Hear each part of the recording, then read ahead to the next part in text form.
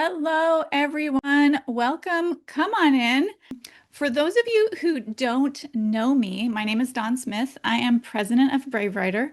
Before I became president, I was a classroom teacher, actually in public school, before I started homeschooling my own kids. And I homeschooled my own kids all the way through, and they are currently, my oldest is a library clerk at our local library, and my youngest just turned 20. He's heading into his third year of university this next year. So we have been through all the ages with homeschooling.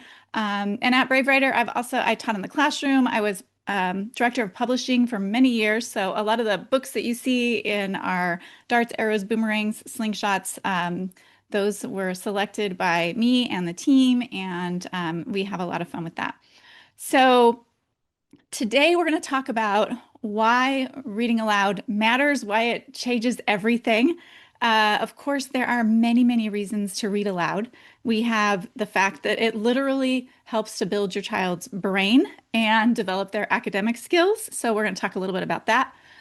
We are going to be talking about how you can use read alouds to teach and um, have natural conversations about subjects and writing and literature. And then we're going to talk about mainly a thing that I think is not maybe talked about enough, that I think is one of the genuinely most important things about reading aloud, and that is relationship and how reading aloud helps to build relationships. And so let's start with relationships as kind of a framework for as we go forward, and then we will fill in the gaps as we go.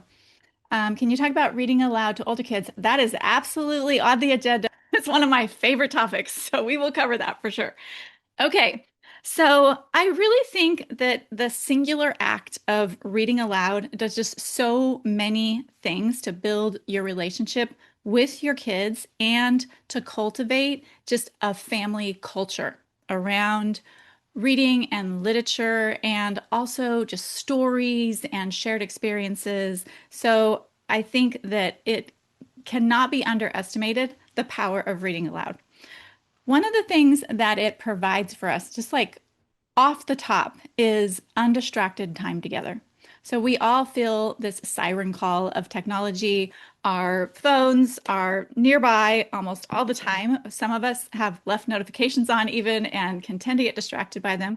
And I think reading aloud provides us with kind of that time away from screens, totally focused on a singular story on a book.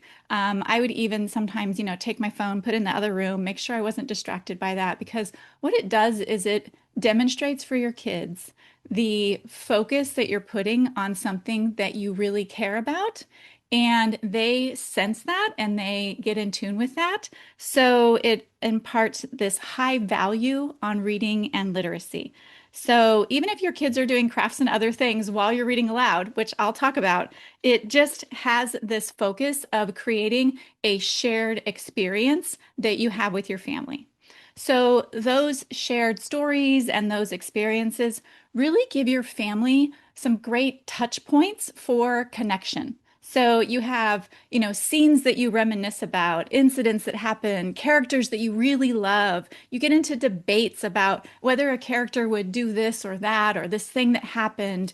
And all of that really calls back to this shared experience that you have and how those things start to contextualize events and stories. You apply them to events that are happening in real life, and you have this great connection with your kids about this shared story that you're experiencing together. And it really starts to become part of the fabric of your family culture.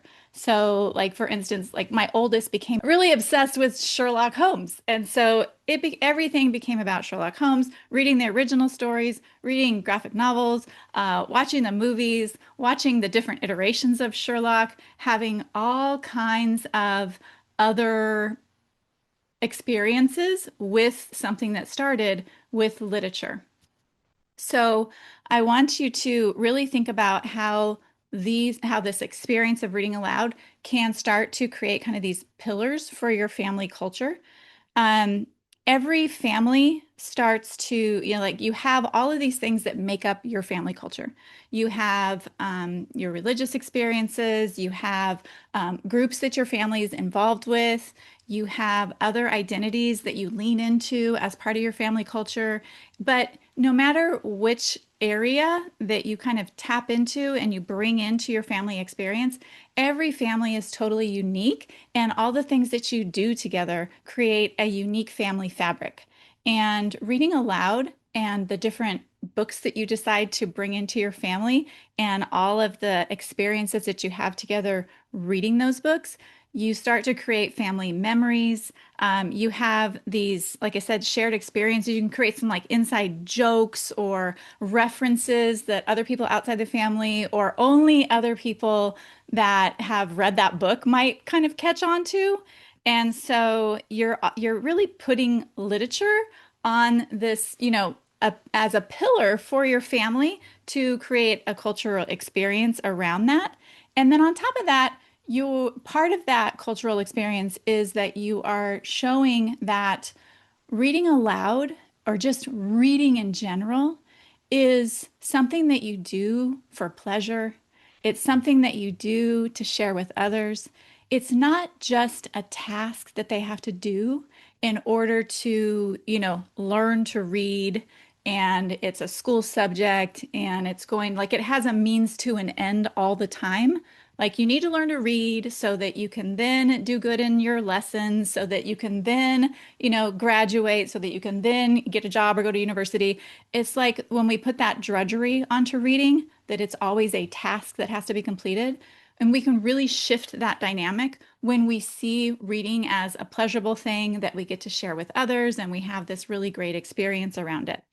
So, an example of something that my family used to do all the time, and it usually would happen on road trips. We used to take a lot of family road trips when the kids were young, and we would read books together and start talking about, well, if they were to make this into a movie, how many of you guys have done this? If they were to make this into a movie, who would we cast in these different roles? And what was really funny is that we would start to, think about the different actors that we know. We'd have all of these conversations about, well, they're too old for that role, or they're too young for that role, or it's not quite the right look. And then sometimes, of course, the kids and I would have a reading experience where we would have read a book, and then my husband would not have any experience with the book because he's at work when we're reading. And he would start to ask questions about the characters. And so what was funny is that my kids would naturally be narrating what the character was all about. They would be telling about, like what they think they look like or how the author described them. They'd be talking about their mannerisms and their characteristics. And so you have this natural thing that happens where the kids are narrating to their dad about the story, about the characters to try to fill in his gaps so that he can throw out some ideas for how it might be cast. And it was actually kind of humorous sometimes because he would throw out some actor and the kids would be like, no, that would be a terrible casting choice. And then they would, talk to him about why that was a terrible casting choice and why they would pick something else. So they're going into a lot of like analysis, but it's also this very fun family moment where we're bonding together. So you start to have this really great family experience around reading and all of that entails and storytelling. And then you can start to bring in like outside things. How does this connect to this other thing that we're learning about? Or we went to the museum and how does it connect to that? So you start to pull in the outside world into this shared reading experience that you have. So you have this family culture relationship happening. Then you have this relationship with things from the outside world and pulling those connections in. It can really help kids tap into humanity and the humanity of others through books. So when you have a really wide-ranging um, read aloud diet, let's just say, call it a diet. I will share a screenshot of the wide variety of types of books, genres, and stories that you can bring into your read aloud time. But when we have that wide diet, what it does is it provides kids access to all kinds of stories that they can kind of like hang their thoughts and their ideas as they're processing their own lived experience, as they're thinking about the lived experience of other people. So those provide them with some of that context. And I wanted to share this quote. Emily Stile wrote, "No student acquires knowledge in the abstract. Learning is always personal. Furthermore, learning never takes place in a vacuum. It is always contextual." So, what we do when we provide our kids with these varied and diverse stories and lots of different genres, lots of different characters, lots of different settings, is that we provide them with this context outside of themselves, and then it becomes more personal. So that is something that is really, really wonderful for them to be able to have some pillars and some hooks to hook into when they're grappling with new ideas, when they're faced with new things that are outside of their own lived experience. In fact, Emily Stile was the first person to propose the notion of books being both windows that allow us to see into the lives of others and mirrors to reflect lived experience, like our own lived experience, back to us. That was back in 1988. And then later on, in 1990, Rudine Sims Bishop, she took it a step further and she added the notion that books can also be these sliding glass doors. We can walk into experiences. I want to share this quote with you from Rudine Sims Bishop. It says this: "Books are sometimes windows, offering views of worlds that may be real or imagined, familiar or strange. These windows are also sliding glass doors, and readers have only to walk through in imagination to become part of whatever world has been created or recreated by the author. When lighting conditions are just right, however, a window can also be a mirror. Literature transforms human experience and reflects it back to us.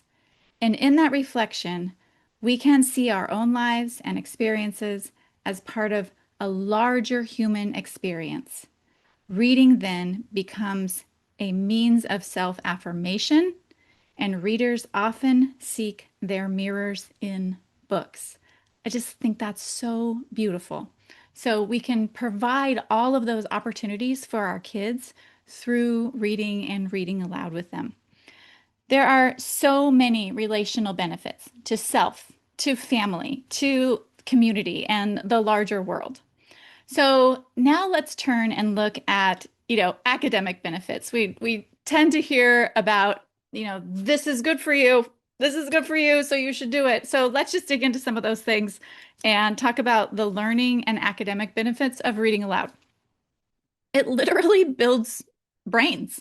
So our brains are not naturally wired for literacy and reading the way they are for spoken language. So our brains, when we learn to read, we actually are recruiting other neural networks in our brain that are being recruited to connect in order to allow for decoding and all the things that happen into and that go into reading. So reading actually builds our brain different than other things that we engage in. So how does that apply to reading aloud?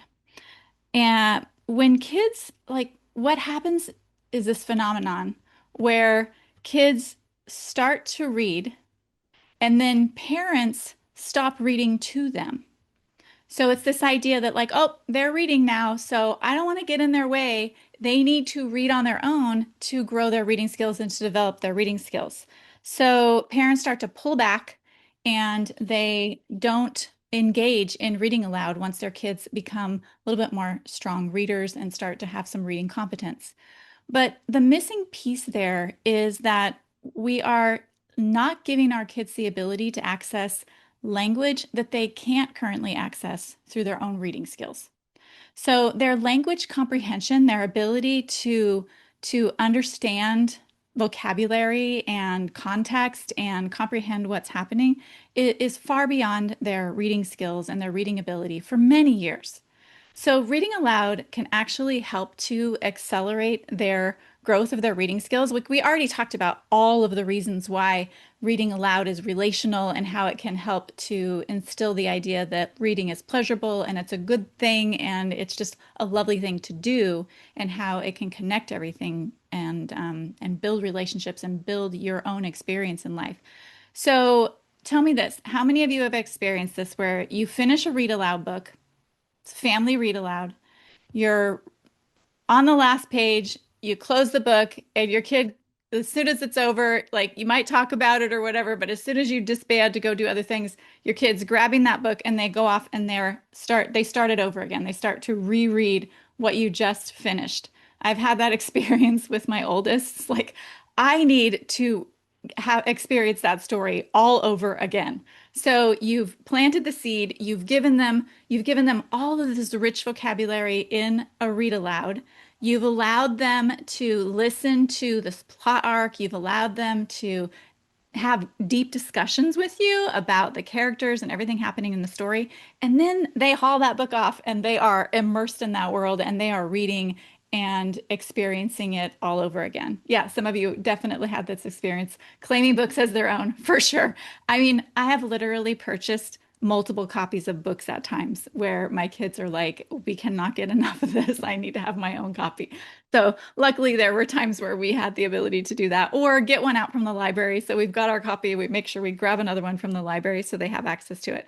Another thing that kids might do is, follow along. If you've got those two books and you are the one doing the read aloud and your child has the library copy and they're following along, that's giving them access to all kinds of words that they might not be able to read on their own yet.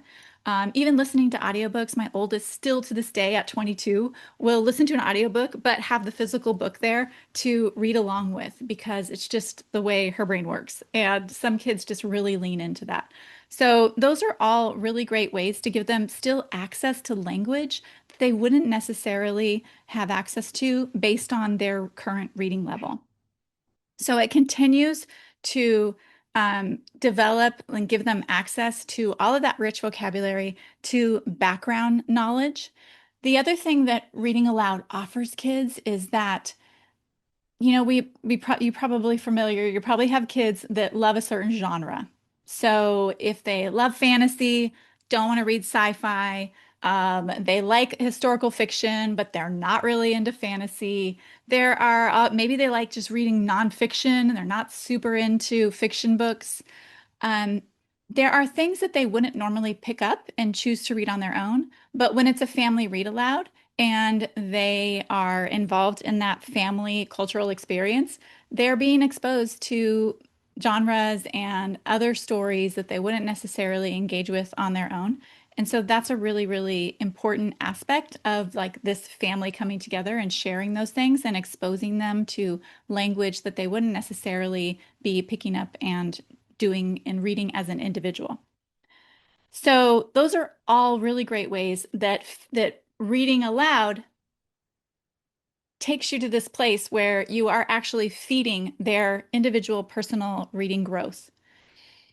So the question came up about teens, and I get this question a lot, and it's really fun to engage with because I taught high school, and when I was a high school teacher, I had the opportunity to go down to Los Angeles and see Jim Trelease speak in his very last speaking engagement. For those of you not familiar, Jim Trelease wrote the Read Aloud Handbook. He's very, very huge advocate for reading aloud. And so this was back in the late 90s. And so we got to see his very last speaking engagement. I did not even have kids at the time, but I was a high school teacher. And he shared all of this wonderful information about, of course, reading aloud. Everybody's totally on board with reading aloud to your toddlers, even your elementary age kids. But then it's like as your kids become tweens and teens, that it totally falls off. And he shared this story. He said when his kids became teens, he still wanted to read aloud with them because there were things he wanted to have, like conversations he wanted to have with them, things he wanted to engage with them about that he couldn't just like have them read something because they probably weren't going to pick it up and read it on their own. So like I said, just exposing them to things that they wouldn't normally read. So he used to sit, and while they were doing the dishes, his teens had to do the dishes after dinner, and he would sit in the kitchen and read Time magazine articles. He would read articles from magazines or the newspaper, things he wanted them to know about, things he wanted to talk to them about, thought-provoking things he wanted to share, maybe even controversial stuff that he wanted to kind of, stir up and get some debate and conversation going. So when he talked about reading to his teens and continuing to read to his teens, now his kids went to school, so they were doing their schoolwork and they had homework and all this other stuff. But when he talked about continuing to read to teens and what it did for their relationship and his ability to engage with them in certain topics, it really stuck with me. And I started reading aloud on Friday afternoons to my classes. So I had my high school students there. We started a book and we started reading aloud, and they loved it. They absolutely loved it. And we had so many engaging conversations around that read aloud time. They loved being read to and engaging in a community experience of everybody listening at the same time on the same page. I mean, it sometimes when you have, experiences where you show up and someone in your group's read the chapter you were supposed to read, someone else hasn't, it becomes this really kind of experience where not everybody is literally on the same page. But when you're reading aloud to a whole class, everybody is on the same page. Everybody's listening at the same time. And so it just became a really rich experience. So I continued to read aloud with my kids. In high school, we did switch over to audiobooks a bit more because there were just, certain books are a little more difficult to read aloud, but we would sometimes switch between like, let's read a few chapters so we can actually read the text. And then other times we would do audiobooks. The other thing that I started doing with my teens was buddy reading. And so that is where we would take the same book, and this isn't necessarily reading aloud, but there's a reading aloud component. So we would take the same book, and I did this a lot with my son. He would read and mark pages. We would say, okay, by Friday, we're going to read to these two chapters. And he would mark the chapters, the quotes and other things he was interested in with sticky notes. And then I would read those same chapters in the same book, and I would have my sticky notes, and we switched off in colors. So like here's an example of what the books looked like once we were finished. So he had like blue and green, and I had, other colors like pink and purple, and then we would put red tabs in for things we wanted to research together. And so what we would end up doing is we would have our meetups where we would talk about it, and we would read aloud the sections that we marked and the quotes that we marked. And that would spark the conversations. We might even read aloud like a whole segment, a whole section of a chapter. So that became a leaping off point for us to share a book and have, different experiences as we're reading it, and then have that shared experience together. So reading aloud is wonderful for as long as your kids want to do it, and then encouraging them to, like, hey, let's just do something that is maybe shorter. Maybe you're doing short story read alouds together, or you're doing, like I said, like some sort of article that you print off from, a news source. So those are all really great ways to engage teens in reading aloud. All right. So, another aspect I want to touch on for the importance of reading aloud is teaching in context. So, when you have this shared experience, I talked a little bit about context, but when your kids are learning things like grammar, punctuation, spelling, literary devices, having a story that provides a structure and gives context for what you're learning is really, really helpful. Because, say you're talking about adjectives and you're talking about how an adjective describes something, like, she has a yellow car. And then you can talk about, like, well, does it seem like she would drive a yellow car? Like a neon green car. Does that kind of fit the character? Does that seem odd? Like, how is that in the context of the story? So you can start to see how the grammar, the word choices, the literary devices, how everything kind of pulls together when you have some context to kind of hang those concepts on. So we do a lot of in our lit guides, we have 4 passages that we pull out of a story, and then we actually use those to teach the concepts. And it really, really helps kids to have all of that background knowledge and to look at what the author is doing in even other places throughout the book and start to notice what's happening. So we look at one passage and then we say, okay, as you read along, notice when this is also coming up because this author is really good at this. Like in Elijah of Buxton, hyperbole is just throughout the story. And so looking at a literary device like that, calling attention to it, and then continuing to look at how that author uses that literary device is amazing. And it's going to stick much better than just taking and doing a workbook about that lit device or about that grammar concept. So the other thing that this provides is that as you're reading and you are talking about these things, even with your youngest kids, like even at the quill, when we're doing analysis of picture books, you are introducing this idea that you can be in dialogue with a book. You can be in dialogue with writing.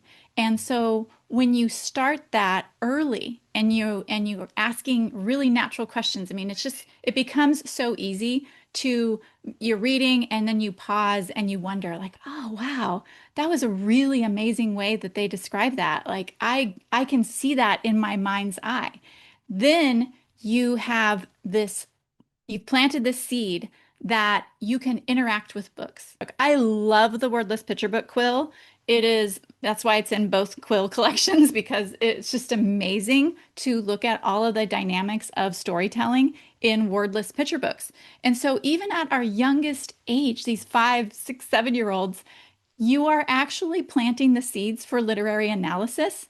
So when your kids get to be teens and they're doing literary analysis in the high school years, it's not punishment. It's not this idea that you're going to like deconstruct a book and all this drudgery that happens when kids have literary analysis kind of like foisted on them and imposed that way.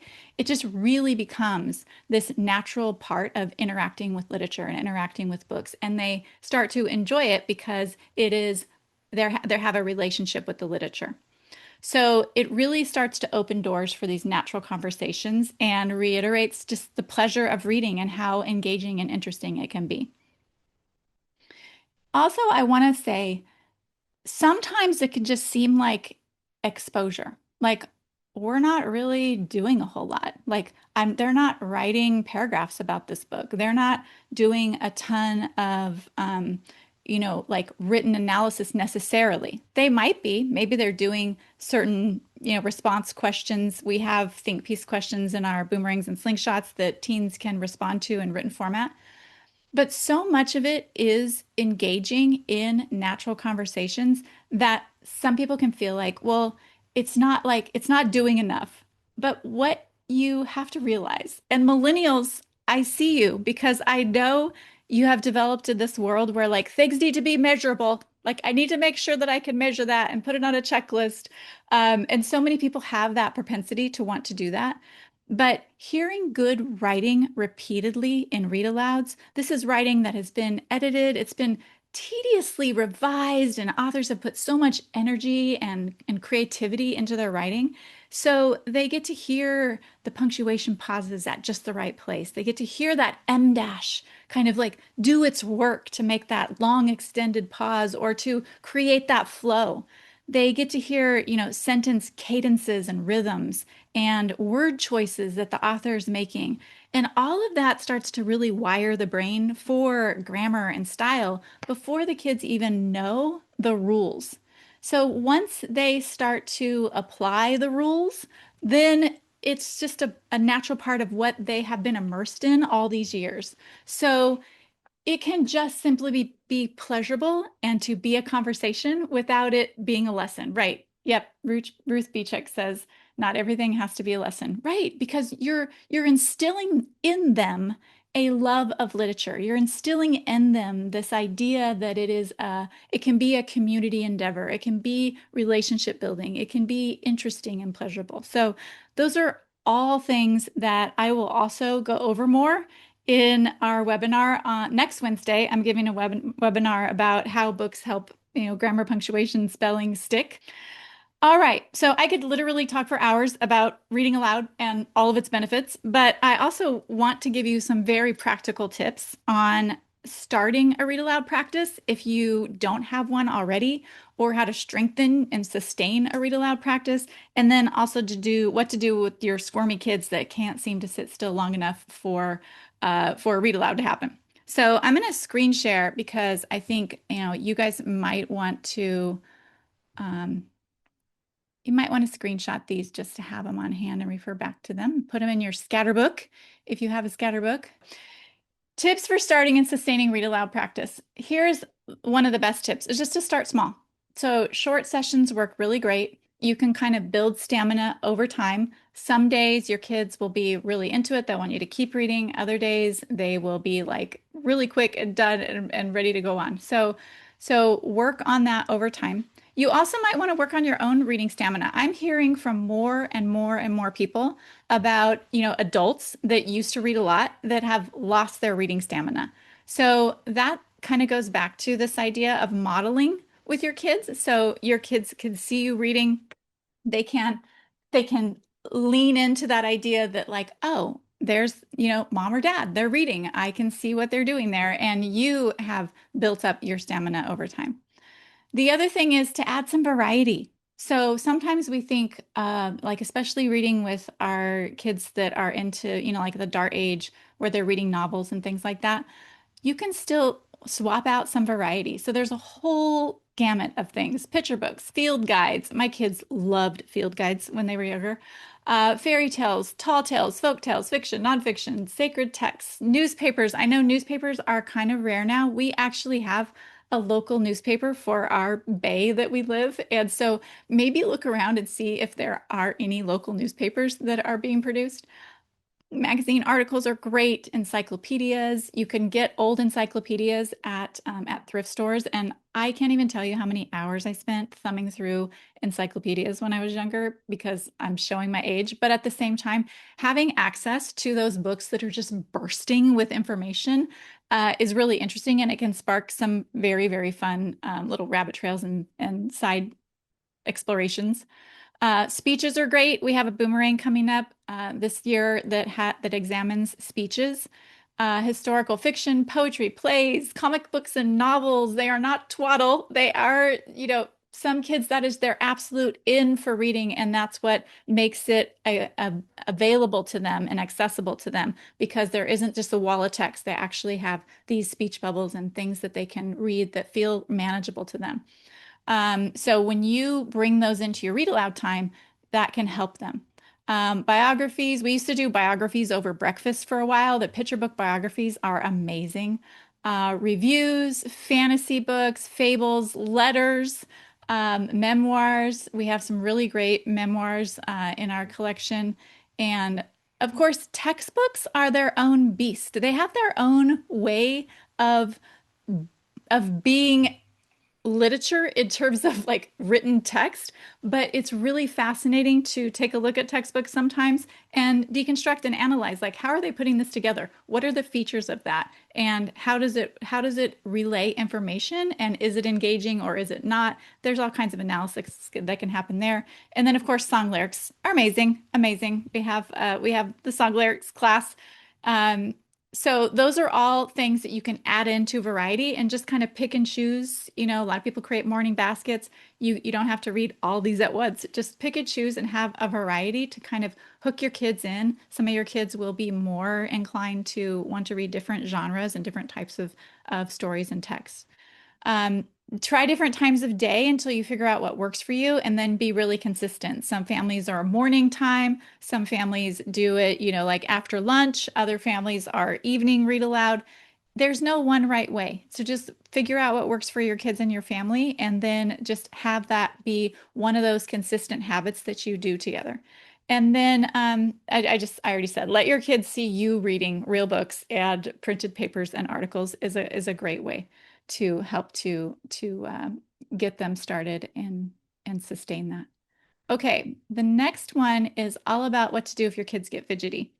So I just put it all up here so that if you want to, you could screenshot it, but um, give them something to do. So my question is, oh, I wish I could. Let me stop sharing really quick because I want to see. I want to ask you a question. How many of you listen to audiobooks or podcasts? So you listen to audiobook or podcasts? Yes, you do. You do. Lots of you do. Okay, how many of you listen to audiobooks or podcasts and simply sit on your couch or the living room floor? Or no, doing dishes, walking, yeah, never, never. Yeah, washing dishes, only sit, cleaning, never sitting. Yep, cleaning, the cleaning, cleaning and listening, very popular. Yes, yes, yes. So, yeah, we don't sit. Like we are listening to a read aloud. We are listening to an audiobook. We are listening to podcasts. We are listening to things while we are doing. And how many of you find that it actually helps you focus? I know, like, if I'm listening to a book and I'm sitting in my chair, there's a really good chance I'm going to fall asleep. So if I can, go fold some laundry, I'm making dinner, I'm doing the dishes, I'm heading out for a walk. So yeah, focus. Some people, it's really a thing where you focus if you're moving and you're engaged in something. And for those of you who don't know, Miriam Wolf is a reading researcher. She was a teacher. She really went all in on reading. She became a neuroscientist to study reading. And in this book, Reader Come Home, which Lissa and Julie did a podcast episode about this book. So if you're interested and you want to take a major deep dive into reading, you can look at this and find the episode where they talked about this book. But one of the things that she said in there that I found so interesting, we were talking about wiring the brain. And when they're starting to study kids that have grown up with this idea of multitasking. So we probably heard the news, multitasking doesn't work. You can't multitask. And, it's just not possible. Well, what they're finding is that younger kids now, their brains are actually wiring differently in the light that they can multitask when one of the tasks is known pretty well to them. Like if they have a task that they know how to do really well, it doesn't take a whole lot of mental energy from them, then they can also attend to something else while they are doing that. This ties into giving our kids something to do while we are reading aloud. So it ties into our ability to like if I'm walking, I don't have to think about walking anymore. Walking's become automatic. I really don't have to think a whole lot about dishes and doing the dishes or folding laundry. Like those are tasks that are pretty rote. I don't have to think much about them, so I can attend to what I'm listening to. Now, you'll notice if you're listening to a podcast or a book and then you're cooking and you have to refer to a recipe, pause, look at your recipe, figure out where you are and all the steps, and then go back to the automated things. So let me screen share again so you can see the list and it will help you. All right, so they can build with Lego. I would recommend dumping the Lego out on a blanket or something so that they're not doing so much rummaging through a bin and making a lot of noise. They can play with Play-Doh. They can coloring pages, or just simply draw. They can do a handcraft like finger knitting. I'm sure you all in the chat could come up with even more things that kids can engage in while you are doing that read aloud. So it gives them something to do. It gives the little fidgety fingers something to do, which is also helping their fine motor skills, by the way. So all of those things go together. You could also, like I talked about, having a basket of books, like a bunch of different types of books. You could let them run around between books, like, oh, you know what? We're done with that book. All right, go jump on the trampoline 5 times and come back. And then we're going to read some more. You can let them make book choices. So, like I said, all your kids are going to enjoy different books. So they could, be the ones to kind of line up, like these are the books we want to read today.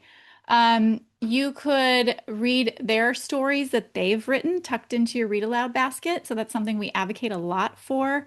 especially at the jot it down or any stage where your kids are writing stories, you're jotting them down or they're creating them, and just make a book out of them, tuck them into your read aloud basket so their stories are being read alongside all the other authors that you're reading.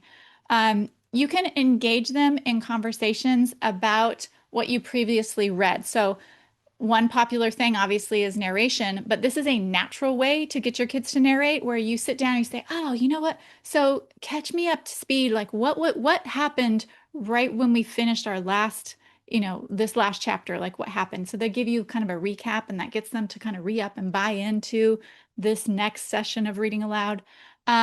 Bring the book up at other times. So you are out in the garden together, you are driving to soccer practice, you are doing the dishes together. Start to activate some of that wonder and curiosity about the characters, about the story. You have your own things that you can, I wonder if I was in that situation, I would have done the same thing. Like, I can't really believe that she did that. That was like really brave of her. And your kid might bite and be like, "Oh yeah, I totally think she would have done that." Or like, "You would do that," or "I would do that." And then you start to engage in this conversation about the book so that you're carrying that read aloud experience throughout your day. Um, and then, of course, you can engage in discussion, after read aloud time. So that helps to also carry that over. Like at the end of read it loud time, what was the thing that surprised you the most? What was the thing that was most interesting that we read today?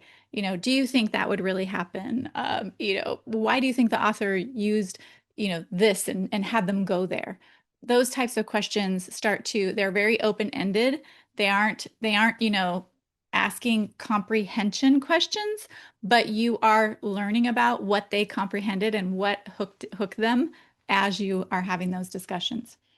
All right, so we have a little bit of time for questions. I think I see some questions in the Q&A folder, so I'm going to pop that open. Okay, so audiobooks are your friend if you don't like to read aloud.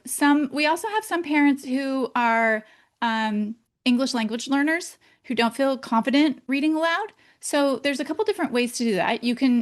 There are so many libraries where you can get access to books for read aloud for audiobooks. Some kids really like get to that stage where they like to read aloud. So that's another thing. You can kind of switch off with your kids for reading aloud and help them um, to develop some read aloud skills. So those are definitely options for you. I sympathize with that, and I know that it can be kind of intimidating because sometimes we see these things out in the world where it sets the bar really high. Like the parents that do all the voices, the parents that are just like the best read aloud people, and they're just doing all of these amazing things where they've got a different voice for every character, and it sets this really high bar.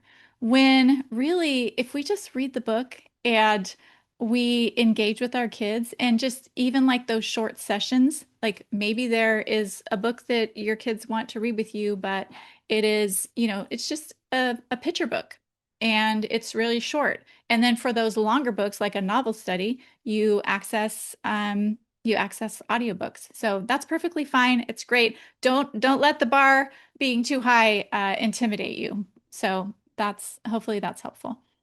Here's another question. What do you do when you have a kid's span in ages? So a read aloud that's appropriate for older kids is maybe scary for the younger ones. Do you end up doing two separate read alouds? Yeah, when your kids get to be certain ages, that happens sometimes. When my son was younger, and actually my kids, they're only a few years apart, but um, there were some things that my oldest wanted to read that I didn't really want my son to listen to right away. So we started doing like an evening kind of like night school where we would go in her room and have like our one-on-one time where we would read books that he wasn't reading. So it's a lot more work. That's where audiobooks can also come in really, really handy and be super helpful.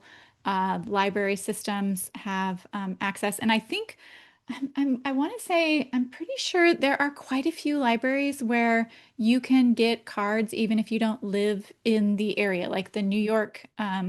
I want to say like New York City Library has look up programs. If your library doesn't have access to a lot of audiobooks, you can look for programs where libraries will give library cards to people to access digital content. So that's another thing that can be really, really helpful. All right. Do you have a list of recommended books? You know what you can do? You can go to the Brave Writer bookstore. In the Brave Writer bookstore, you will find books segmented by our levels and our programs. So we have Dart books for 8 to 10-year-olds, Arrow books for 11 to 12-year-olds, Boomerang for 13, 14, Slingshot 15 and older. And then also we have every quill theme has books recommended. So those are picture books that you can access through your library. All of the quills you can do with any books on that theme. So if you get a quill and you go to our, suggested books and you don't see any of those in your system, you can just get whichever. I mean, if it's transportation or clouds or, the farm, whatever books your library has available, we specifically designed the quill so you didn't have to get specific books because we know picture books are expensive. They could get, it could get overwhelming to have, 5 to 10 picture books on a theme. So we really, really wanted to design those so you could use them with any picture books that you happen to have access to for your library. So our bookstore is a fantastic resource for read alouds. And Brave Writer is considered non-sectarian, so we do not advocate for any particular religious. We're, yeah, neutral on that. So hopefully that helps. And so these help read aloud questions. Read aloud questions while reading. That's what I struggle with most. Ask good questions of the text. So, how do you naturally bring up questions while you're reading? And so, I would say tune in to what you notice. So, if you're reading and you notice a word choice, if you're reading and you notice like something piques your attention about something that a character did, and or something that is happening in the story that you think is interesting that you would want to talk about, like it's okay to like get to the end of that paragraph and be like, oh, you know what, that was just so interesting to me. And just talk about it with your kids and let them either engage or not engage. Like sometimes they're like, just keep reading, mom, which is fine too. But if you just tune into what you notice, that can be the first step towards having those natural conversations. The other thing that you can do is that we have, if you have the dart or the arrow, boomerang, whatever it is you are using, we give you those 4 passages. And if you mark the passages before you start reading and you look at the weekly content, so each week of our dart has a passage, and then we have content for you on what to note. So, interesting things about the passage. We talk about why we pick the passage. We talk about, so we have little triad activities for you and lessons for you to do with your kids using the passage. So that's a really, really great way to tune into something so that when you get to the passage while you're reading, you can actually start to notice, like just remember a few of those things and start to notice those out loud with your kids. So then what's in the dart actually becomes kind of a natural lesson that occurs while you're doing your read aloud.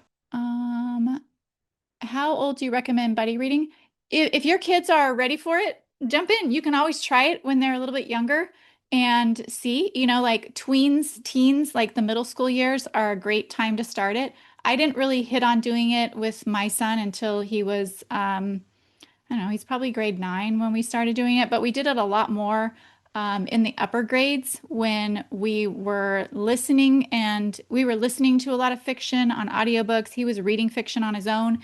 And then these ones, these ones I just shared with you were nonfiction reads that we did, which tend to be a bit of a slog for reading aloud. So that was a helpful bridge for us. But we did do some fiction this way.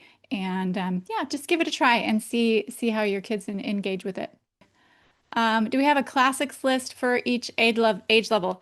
We don't have a specific classics list. There are, I would say, we just segmented the darts into different levels. So the dart level 1 for 8 to 10-year-olds there's a lot of classics in that list. And then if you just kind of look through the boomerangs and slingshots, you'll also see classics. The lists have a pretty big mix of classic and contemporary. All right. Someone asked a question about writing and read alouds earlier in the chat. May have missed the response as my connection was wonky. I was wondering if that was covered or will be covered in the next webinar and had thoughts about how read alouds help writing. Yes, yes, yes, yes. We are going to. So the next webinar is all about how using these read aloud books to then pull passages and teach grammar, spelling, punctuation, literary devices, original writing. All of that will be covered next Wednesday. So come to that webinar. It is how to make grammar, punctuation, spelling stick with books. So definitely come to that one. Okay. All right. I think we have done it all. So I really appreciate you all coming. If you have any questions about our programs, you can always write to us at help@bravewriter.com.